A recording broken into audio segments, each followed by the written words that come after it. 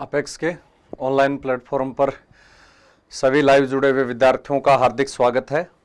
और अपनी जो इंडिया जीके की सामान्य ज्ञान और सामान्य विज्ञान की जो बेहतरीन प्रश्नोत्तरी चल रही है उसका आज जो है छठा पार्ट हम लेकर आपके सामने प्रस्तुत हुए हैं। तो लाइव जुड़े हुए विद्यार्थी एक बार बिना निनाण किए हुए और क्लास को शेयर जरूर कर दें।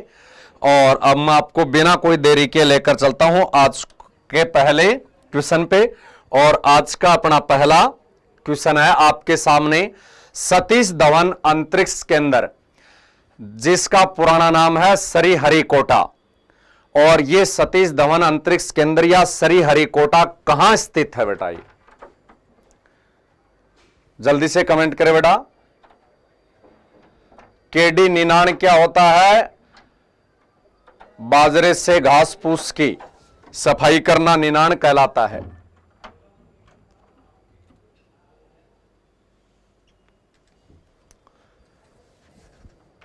जल्दी से बेटा कमेंट करें कि सतीश धवन अंतरिक्ष के अंदर जिसका पुराना नाम श्रीहरिकोटा था, जहां से अंतरिक्ष में सैटेलाइट या उपग्रह छोड़े जाते हैं, वो कौन से राज्य में स्थित है? क्रेजी अरविंद मीना का पहला उत्तर आया, देखते हैं राइट आया है या रॉन्ग है। अरे कर लिया प्रोग्रेस से के बेटा सब। हां तो बिल्कुल राइट उत्तर आ रहा है राहुल का भी। आंध्र प्रदेश में श्रीहरिकोटा द्वीप कहां स्थित है? आंध्र प्रदेश में स्थित है बेटा श्रीहरिकोटा द्वीप। और जिस श्रीहरिकोटा द्वीप को आज सतीश धवन अंतरिक्ष केंद्र के नाम से जाना जाता है। वैसे बेटा ध्यान में रखना आपको, अन्य अंतरिक्ष केंद्र में बता दूं, विक्रम साराभाई अंतरिक्ष केंद्र केरल में है। विक्रम साराभाई स्पेस सेंटर या विक्रम साराभाई अंतरिक्ष केंद्र केरल में स्थित है। और एक चीज और ध्यान में रखनी है बेटा आपको कि भारत में अंतरिक्ष कार्यक्रमों का जनक कौन है? भारत में अंतरिक्ष कार्यक्रमों का जनक है डॉक्टर विक्रम साराभाई। धर्मराज का भी हम हार्दिक स्वागत बेटा, राम राम। तो अंतरिक्ष कार्यक्रमों का जनक है विक्रम साराभाई। अंतरिक्ष कार्यक्रमों का पिता है विक्रम साराभाई। विक्रम साराभाई का जन्म केरल में होता है। और केरल में जन्मे विक्रम साराभाई कर्नाटक की राजधानी बेंगलोर में भारतीय अंतरिक्ष अनुसंधान केंद्र इसरो की स्थापना करते हैं। भारतीय अंतरिक्ष अनुसंधान केंद्र को बेटा शॉर्ट में क्या कहते हैं? इसरो की स्थापना 1969 में केरल में जन्मे भारत के पहले अंतरिक्ष वैज्ञानिक डॉक्टर विक्रम साराभाई ने की थी। और अब बाकी का बेटा तमिलनाडु भारत का दक्षिणतम राज्य है। तमिलनाडु भारत का दक्षिणतम राज्य है जिसमें कन्याकुमारी है, रामेश्वरम है, महाबलीपुरम के मंदिर तमिलनाडु में है और सप्त पगोड़ा तमिलनाडु में है, कांचीपुरम भी तमिलनाडु में स्थित है। तो सतीश धवन अंतरिक्ष केंद्र या श्रीहरिकोटा कहां है? आंध्र प्रदेश में बंगाल की खाड़ी में स्थित है। आंध्र प्रदेश राज्य में बंगाल की खाड़ी में स्थित है। और केरल भारत का दक्षिणतम राज्यों में से एक राज्य है जिसमें सबसे पहले मानसून की एंट्री होती है। सर्वाधिक मसाले केरल में, जिसमें रबड़ है, लौंग है, काली मिर्च है, इलायची है, काजू है, नारियल है, सुपारी है, इनमें नंबर 1 उत्पादन। और प्रोक से सर एलडीसी की क्लास कब से स्टार्ट होंगी बेटा? वो भी जल्दी होने जा रही है। दीक्षिता शर्मा का भी हार्दिक स्वागत है। तो बेटा ये अपना पहला क्वेश्चन है, सतीश धवन अंतरिक्ष केंद्र या श्रीहरिकोटा। तो विक्रम साराभाई कहां बेटा? केरल में। और उसके बाद में अब लेकर चलता हूं आपको अगले क्वेश्चन पे।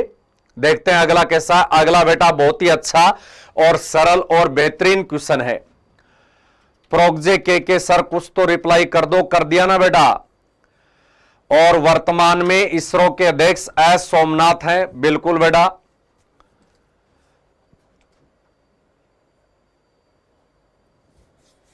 ठीक, जल्दी से कमेंट करो कि कौन सा बेटा ऑप्शन है या इनमें से जो मेल खाने वाला जोड़ा सही नहीं है।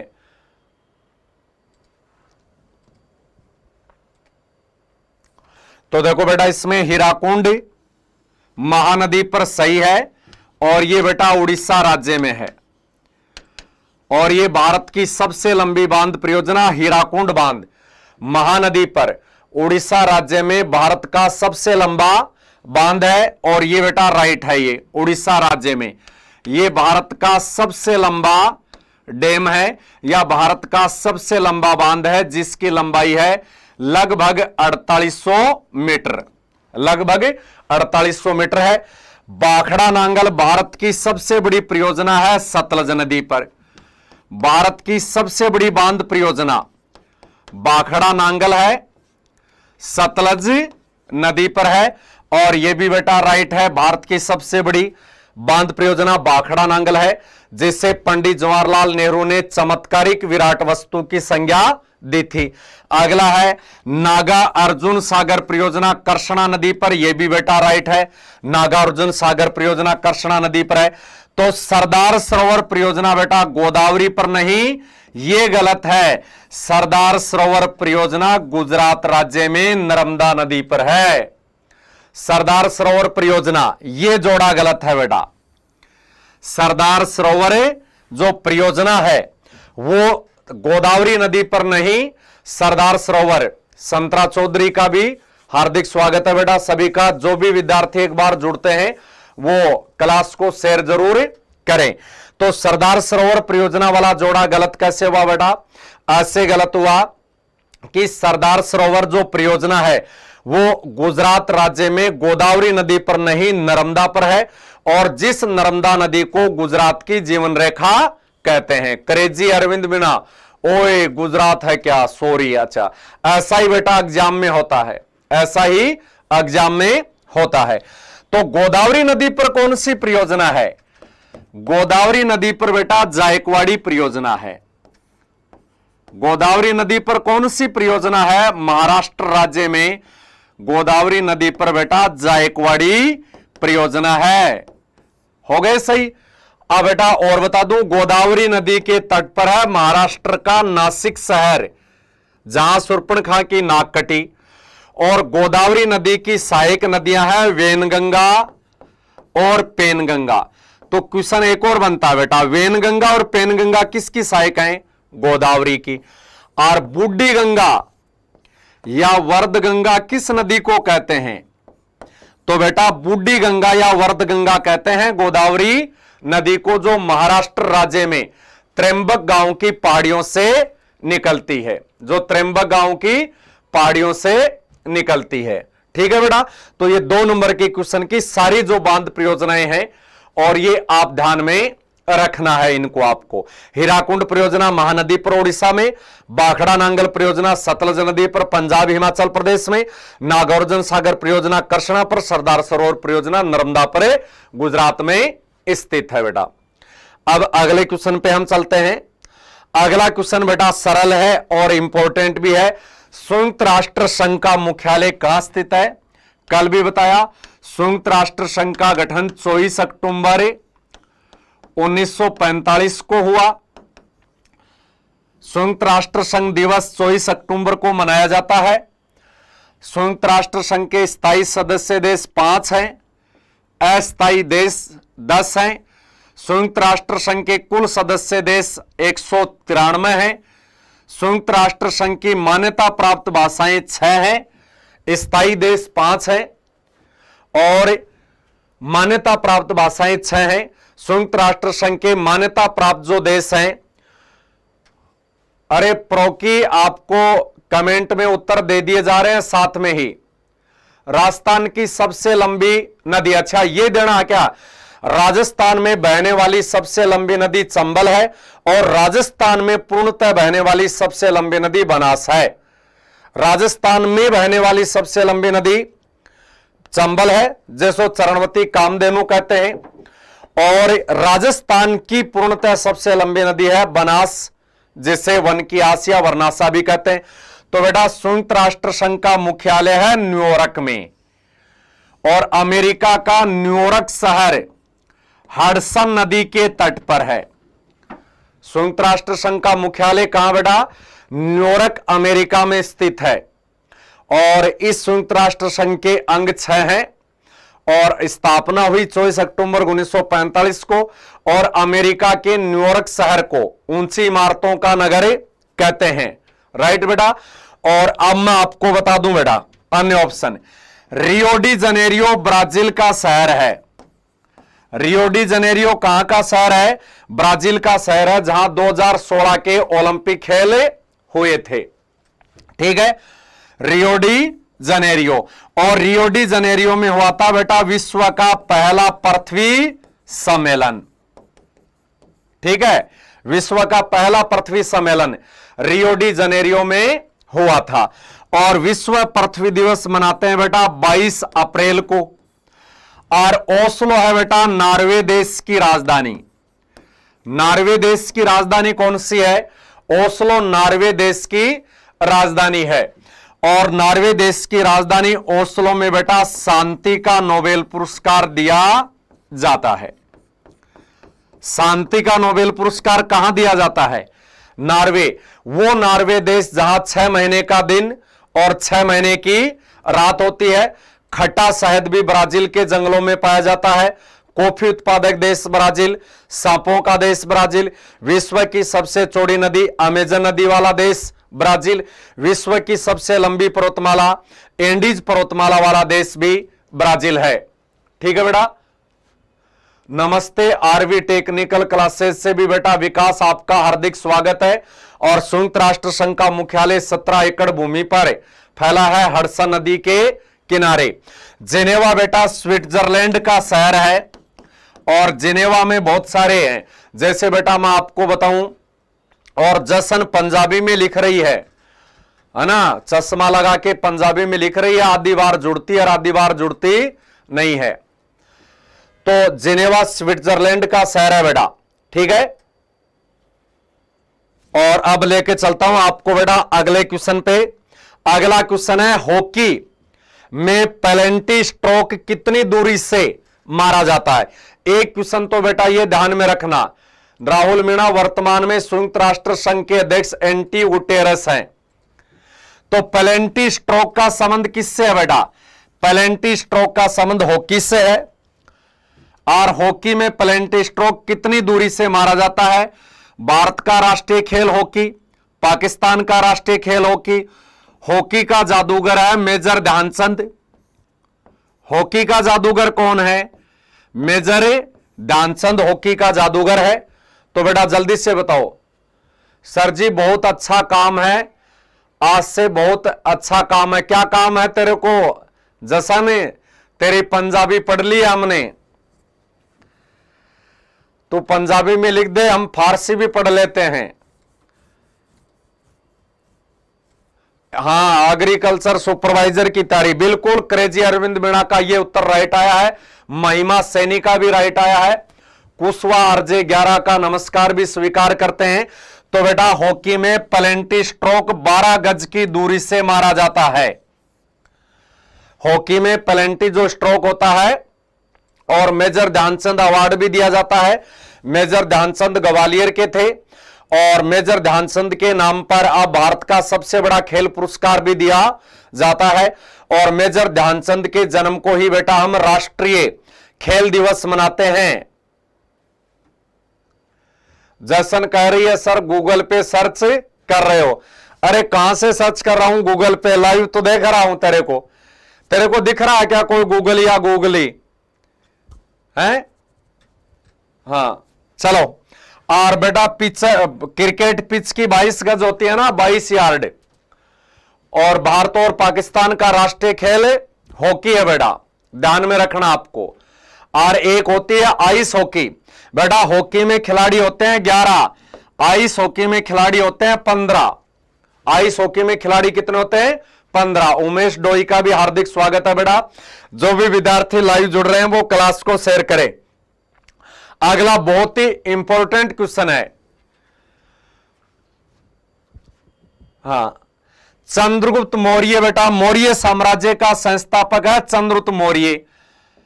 सिकंदर का शिष्य है चंद्रगुप्त मौर्य। भारत का साम्राज्य निर्माता है चंद्रगुप्त मौर्य। चंद्रगुप्त मौर्य का प्रधानमंत्री है कौटिल्य या चाणक्य। और चंद्रगुप्त मौर्य के दरबार में आने वाला मेगास्थनीज भारत में आने वाला पहला विदेशी राजदूत है बेटा। एक ये क्वेश्चन बनेगा, भारत में आने वाला पहला विदेशी राजदूत कौन सा है? मेगास्थनीज है बेटा ये, और ये ओलंदी बनकर आया था।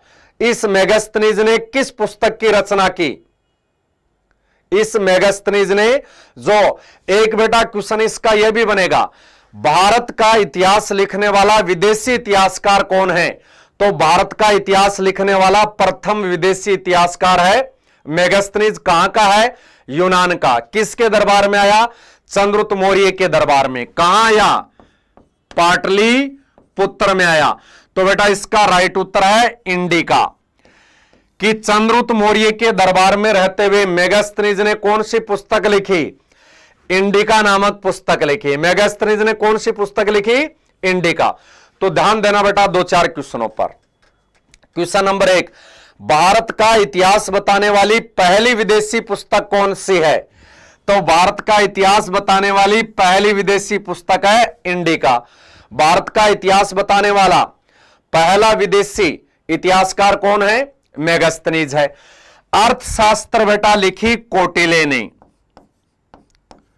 अर्थशास्त्र किसने लिखी? कौटिल्य, चाणक्य या विष्णु गुप्त ने लिखी बेटा। और अर्थशास्त्र का जनक कहते हैं एडम स्मिथ को। अर्थशास्त्र का पिता या अर्थशास्त्र का जनक कौन है? एडम स्मिथ में। ठीक है। और जसन कह रही है सर प्लीज पंजाबी में पढ़ाओ, तो मैं तेरे को फारसी में पढ़ा दूं। जसन पंजाबी में नहीं, मैं तेरे को फारसी में पढ़ा दूं।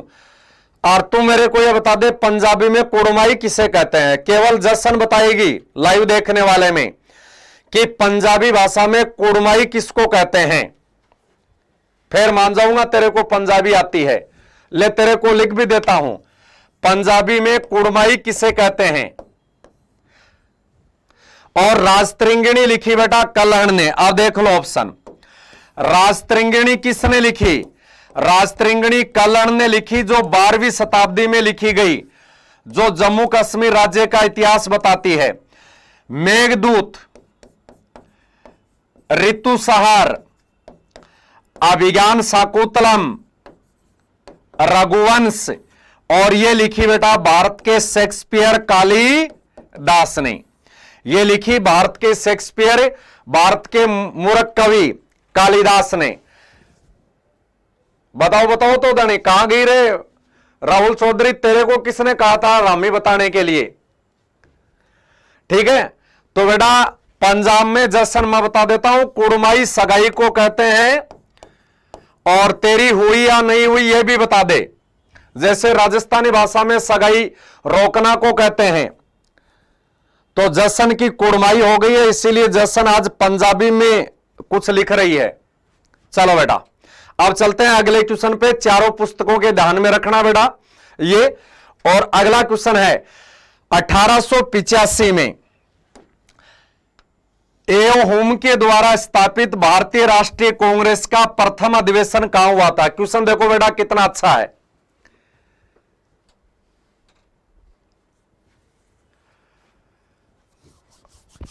बिल्कुल थोड़ी थोड़ी क्यों क्यों कर लें। चलो बेटा बताओ।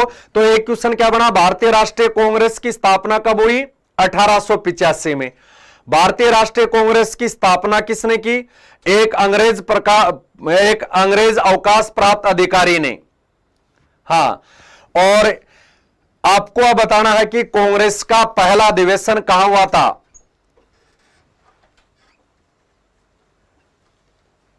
बिल्कुल रितेश का, राहुल, चिन्नू राइट उत्तर है। भारतीय राष्ट्रीय कांग्रेस का पहला अधिवेशन दिसंबर 1885 में बंबई में हुआ, और पहले अधिवेशन की अध्यक्षता की बेटा WC बनर्जी ने। भारतीय राष्ट्रीय कांग्रेस के पहले अधिवेशन की अध्यक्षता कहां की बेटा? WC बनर्जी ने की। ध्यान दो बेटा, राष्ट्रीय कांग्रेस का पहला अधिवेशन होने वाला था पूना में, परंतु जो ही बेटा अधिवेशन की डेट आई, पूना में कौन सा रोग फैल गया? पूना में प्लेग रोग फैल गया जिसे बेटा काली मौत कहते हैं, जिसे प्लेग रोग फैल गया जिसे काली मौत कहते हैं। तो बेटा प्लेग रोग फैलने के कारण पूना का अधिवेशन कहां चला गया? बंबई के। और बंबई में अधिवेशन कहां हुआ? तेजपाल संस्कृत महाविद्यालय में। तेजपाल संस्कृत महाविद्यालय में। और भारतीय राष्ट्रीय कांग्रेस के पहले अधिवेशन में कितने प्रतिनिधियों ने भाग लिया? 72 प्रतिनिधियों ने भाग लिया। होने वाला था पूना में, और पूना में फ्लैग फैल गया तो अधिवेशन कहां चला गया? लॉयल ग्रुप का भी हम हार्दिक स्वागत करते हैं। ठीक है, तो ये सारी चीजें बेटा ध्यान में रखनी। अधिवेशन होने वाला था पूना में, प्लेग रोग या काली मौत फैलने के कारण चला गया बंबई में। बंबई के तेजपाल संस्कृत महाविद्यालय में हुआ। और भारतीय राष्ट्रीय कांग्रेस के पहले मुस्लिम अध्यक्ष थे बदरुद्दीन तैयब जी। और पहले अधिवेशन में 72 प्रतिनिधियों ने भाग लिया। और बाकी के ऑप्शन बेटा मैं आपको बताऊं, प्रयागराज इलाहाबाद का नाम है, कल पूरा पढ़ा था। एक दिन के लिए भारत की राजधानी बनता है। गंगा यमुना और सरस्वती का संगम प्रयाग में होता है। उत्तर प्रदेश का उच्च न्यायालय इलाहाबाद उच्च न्यायालय, जो भारत का सबसे बड़ा उच्च न्यायालय है। और यहीं पर ब्रिटेन की महारानी विक्टोरिया का घोषणा पत्र पढ़ा गया था। इलाहाबाद में 5वीं और अंतिम बौद्ध परिषद भी बेटा इलाहाबाद में हुई। पुणे महाराष्ट्र में ही, जो आपको मैंने बता दिया, जिस पुणे महाराष्ट्र में बाजीराव मस्तानी का महल है। कलकत्ता भारत की सांस्कृतिक राजधानी है। 1911 से पहले भारत की राजधानी थी। कलकत्ता भारत की विज्ञान नगरी है। कलकत्ता में बेटा वेलूर मठ है, कलकत्ता के पास स्वामी विवेकानंद का। और कलकत्ता में भारत में लोहे से बना पहला पुल है लिवरपूल हावड़ा ब्रिज। लोहे से बना पहला पुल है लिवरपूल हावड़ा ब्रिज। अब बेटा अगले क्वेश्चन पे आपको लेके चलता हूं, क्वेश्चन नंबर 7। भारतीय नोटों पर या भारतीय मुद्रा पर कितनी भाषाएं अंकित होती हैं? भारतीय नोटों पर या भारतीय मुद्रा पर कितनी भाषाएं अंकित होती है?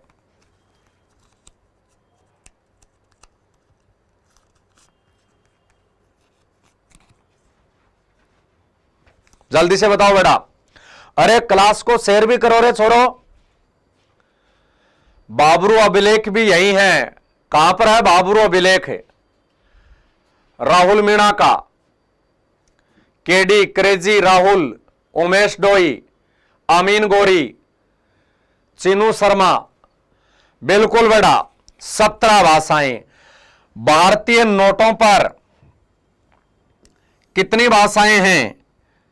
भारतीय नोटों पर 17 भाषा अंकित है, चाहे वो 10 का हो चाहे 5 का हो। जैसे बेटा बताऊं, देखो नोट में ये देखना बेटा, यहां पर ये देखो 15 तो यहां है, ये है ना, ये दिख रहा 10 का नोट। देखो एक बॉक्स है, पीछे से खोलोगे ना, देखो इधर तो है 10 के नोट पर कोणार्क सूर्य मंदिर।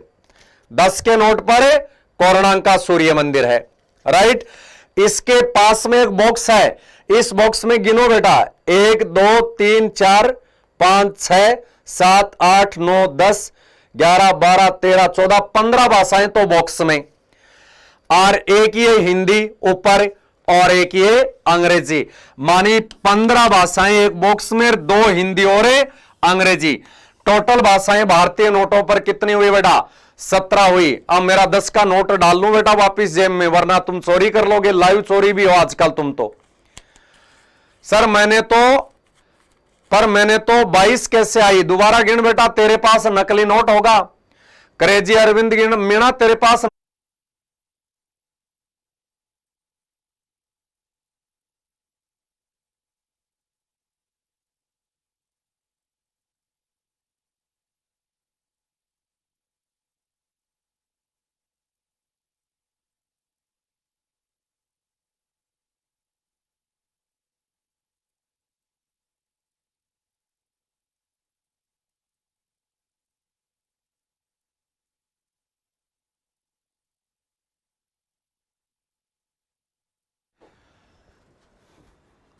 तो अपने क्वेश्चन ने 7 तक हो गए थे बेटा, कुछ टेक्निकल प्रॉब्लम थी। और अब 7 से हम अगले क्वेश्चन पे चलते हैं अपने। और अपना जो अगला क्वेश्चन है ये हो गया था भारतीय नोटों पर कितने भाषाएं अंकित हैं? 17 भाषाएं, 15 एक खाने में और 2 भाषाएं एक जगह पर है। अगला अपना क्वेश्चन है 100 रुपए के नोट पर। देखो बेटा, एक 2 रुपए, 1 रुपए का नोट छोड़कर टोटल नोट जो जारी करती है रिजर्व बैंक, जिसका मुख्यालय बंबई में है। ठीक है, तो 100 रुपए के नोट पर किसका चित्र है बेटा? 100 रुपए के नोट पर रानी जी की बावड़ी का चित्र है। रानी जी की बावड़ी का चित्र है। जैसे बेटा 10 रुपए के नोट पर कोणार्क के सूर्य मंदिर का चित्र है। ठीक है, उसी प्रकार से क्वेश्चन है 100 रुपए के नोट पर अंकित रानी जी की बावड़ी या रानी जी की बाव कहां स्थित है? तो बेटा इसका उत्तर राइट आएगा, गुजरात राज्य में स्थित है रानी जी की बावड़ी या रानी जी की बाव। और 500 रुपए के नोट पर अंकित है बेटा दिल्ली का लाल किला, और 2000 रुपए के नोट पर अंकित है मंगलयान। बिल्कुल बेटा सभी विद्यार्थियों का राइट आ रहा है। अमृतसर पंजाब में है, जहां पर गोल्डन टेम्पल या स्वर्ण मंदिर है, और जहां जिस अमृतसर में 13 अप्रैल 1919 को जलियांवाला बाग हत्याकांड हुआ। उड़ीसा राज्य में जगन्नाथपुरी है, पारादीप बंदरगाह है, हीराकुंड बांध है, और कोणार्क का विश्व प्रसिद्ध सूर्य मंदिर है। कर्नाटक में है बेटा श्रवणबेलगोला। बिल्कुल 50 रुपए के नोट पर हम्पी के खंडहरों के चित्र हैं, और हम्पी बेटा कर्नाटक में है। 200 रुपए के नोट पर किसका चित्र है? 200 रुपए के नोट पर चित्र है बेटा सांची के बौद्ध स्तूप का, और सांची का बौद्ध स्तूप मध्य प्रदेश में है।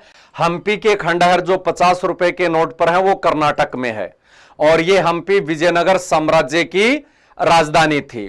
और उड़ीसा में कोणार्क का सूर्य मंदिर जो 10 रुपए के नोट पर अंकित है। कर्नाटक का हम्पी, गुजरात की रानी जी की बाव, अमृतसर का कुछ भी अंकित नहीं है। अमृतसर में गोल्डन टेम्पल है। अगले क्वेश्चन पे चलते हैं बेटा। आगरा में यमुना नदी के तट पर ताजमहल का निर्माण शाहजहां ने अपनी इनमें से कौन सी बेगम की याद में करवाया था? तो बेटा ताजमहल कहां है? आगरा में। और आगरा कौन सी नदी के तट पर है? यमुना। आगरा किसने बसाया? आगरा सिकंदर ने बसाया, और सिकंदर के बसाए गए आगरा में फतेहपुर सीकरी बनाई अकबर ने, आगरा में बुलंद दरवाजा बनाया अकबर ने, और आगरा में ताजमहल जो विश्व के 7 अजूबों में शामिल हैं।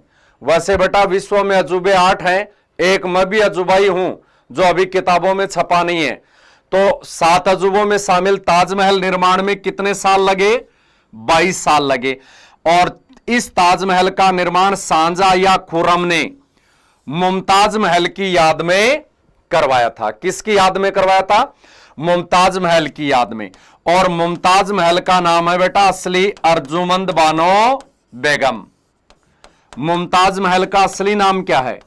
मुमताज महल का असली नाम है अर्जुमंद बानो बेगम। 22 साल का समय लगता है। उस्ताद अहमद लाहौरी इसके प्रधान कारीगर हैं, और ये बेटा मकराना के उत्तम क्वालिटी के संगमरमर से बना था। जीनत महल कौन है बेटा?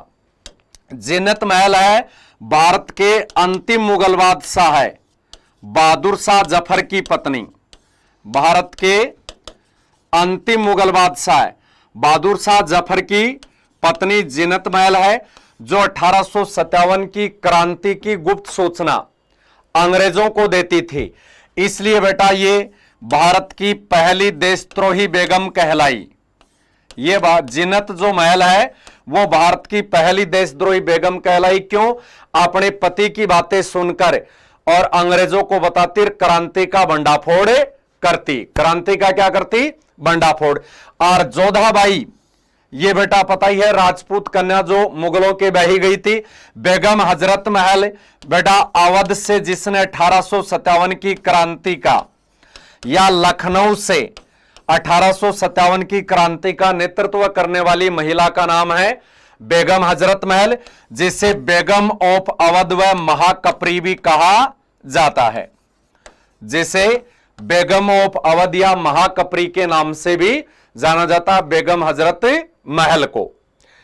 अगला क्वेश्चन है बेटा अपना, ब्रह्म समाज के संस्थापक कौन थे?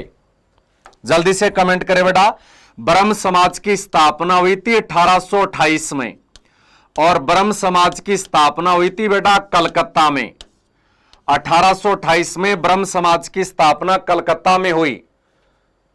जोधाबाई कहां की थी? असली जोधाबाई जोधपुर की थी, और जयपुर वाली हरखाबाई को मरियम उजमानी या जोधाबाई के नाम से भी जाना जाता है। बिल्कुल बेटा, 1828 में कलकत्ता में ब्रह्म समाज की स्थापना की थी राजा राम मोहन राय ने। और बेटा सती प्रथा पर भी रोक इसी ने लगाई थी। सती प्रथा पर रोक भी राजा राम मोहन राय के प्रयासों से 17वें रेगुलेशन एक्ट के तहत 1829 में लॉर्ड विलियम बेंटिक ने लगाई थी। अब बेटा ऑप्शनों के बारे में बता दूं। स्वामी दयानंद सरस्वती ने स्थापित किया आर्य समाज।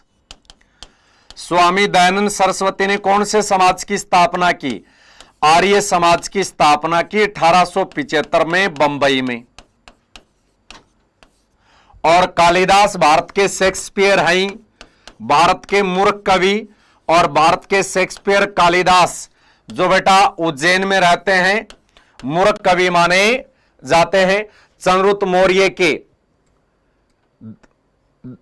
चंद्रगुप्त विक्रमादित्य के बेटा, मौर्य के नहीं, चंद्रगुप्त विक्रमादित्य के दरबारी नवरत्नों में शामिल कालिदास कहां रहते हैं? उज्जैन में। भारत के शेक्सपियर और मूर्ख कवि कहलाते हैं।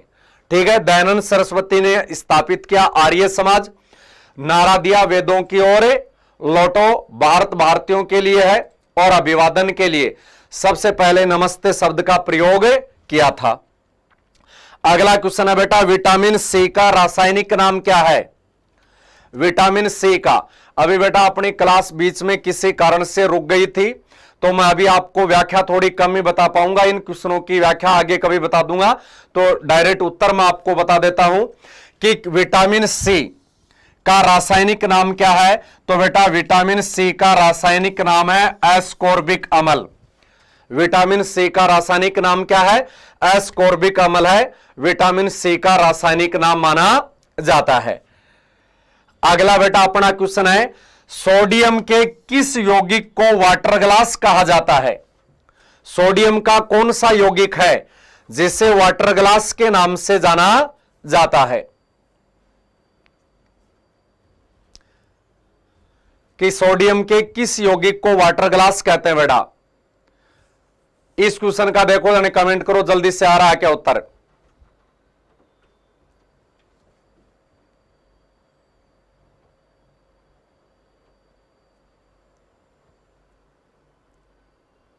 बिल्कुल राइट उत्तर आ रहा है, sodium silicate. Water glass sodium के किस यौगिक को, सोडियम सिलिकेट को वाटर ग्लास के नाम से जाना जाता है। अगला क्वेश्चन है, नागासाकी पर 9 अगस्त को परमाणु बम गिराया गया और हिरोशिमा पर 6 अगस्त को। और ये दोनों जापान में है, बम गिराने वाला देश अमेरिका है। तो नागासाकी पर जो 9 अगस्त को परमाणु बम गिराया गया, उस परमाणु बम में इनमें से किसका प्रयोग किया गया था? यूरेनियम का, प्लूटोनियम का, थोरियम का या पेपो सेलुलोज का? जल्दी से बताओ बेटा कि नागासाकी पर 9 अगस्त को जो परमाणु बम गिराया गया अमेरिका के द्वारा, हिरोशिमा पर 6 अगस्त को और नागासाकी पर 9 अगस्त को। अनुज सैनी का उत्तर राइट आ रहा, बी प्लूटोनियम का प्रयोग किया गया था। और भारत का सबसे बड़ा थोरियम उत्पादक राज्य केरल है, और यूरेनियम का सर्वाधिक उत्पादन होता है बेटा भारत में झारखंड के जादूगोड़ा में। और हिरोशिमा और नागासाकी कहां बेटा? जापान में। तो परमाणु बम की मार झेलने वाला देश जापान है बेटा। आज का सेमीफाइनल क्वेश्चन है, टेल्सा किस भौतिक राशि का मात्रक है? बहुत ही अच्छा क्वेश्चन है बेटा। टेल्सा किस भौतिक राशि का मात्रक है? चुंबकीय क्षेत्र का, जूल का, कार्य का या ऊर्जा का? कि टेल्सा किस भौतिक राशि का मात्रक है?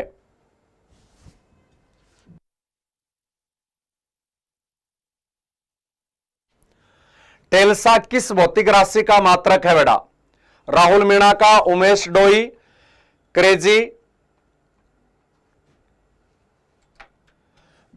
इसका राइट उत्तर है बेटा चुंबकीय क्षेत्र का। टेल्सा चुंबकीय क्षेत्र की भौतिक राशि का मात्रक है। टेल्सा जो है चुंबकीय क्षेत्र की।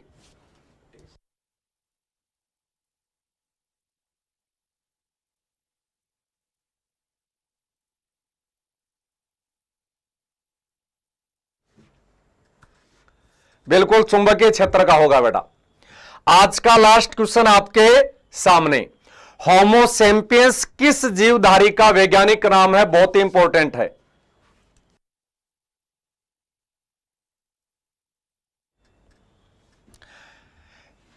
इसका बेटा सही नाम है टेस्ला। टेस्ला किस भौतिक राशि का मात्रक है? होमोसेपियंस किस जीवधारी का वैज्ञानिक नाम है? आज का लास्ट क्वेश्चन।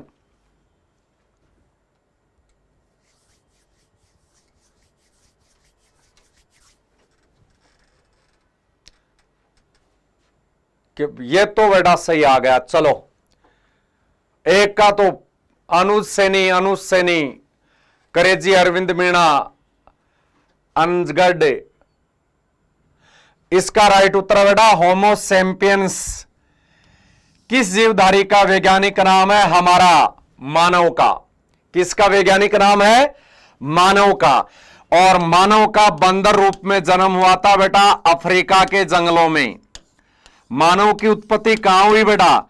मानव की उत्पत्ति अफ्रीका के जंगलों में हुई थी। अफ्रीका के जंगलों में। हाथी के पूर्वज का नाम है बेटा मेमथ। हाथी के पूर्वज का क्या नाम है? मेमथ नाम है हाथी के पूर्वज का नाम। और हमारे जो पूर्वज हैं वो बंदर थे बेटा, कपी थे। तो इस प्रकार से ये थे बेटा अपने आज के 15 बेहतरीन क्वेश्चन, जिसमें से 10 थे सामान्य ज्ञान के और 5 क्वेश्चन थे सामान्य विज्ञान के। और आज के लिए बस इतना ही। और प्रेम पटेल कह रहे हैं आज मेरे गलत ज्यादा हुए। कोई बात नहीं बेटा, गलत हुए तो सुधार भी हो गया, अगली बार सही ज्यादा हो जाएंगे। तो थोड़ा ध्यान से सोचकर उत्तर दिया करो। तो इस प्रकार से 15 क्वेश्चन थे। सभी विद्यार्थियों को बोलकर भी धन्यवाद और लिखित में भी धन्यवाद। आज के लिए बस इतना ही। आपका अपना गुरु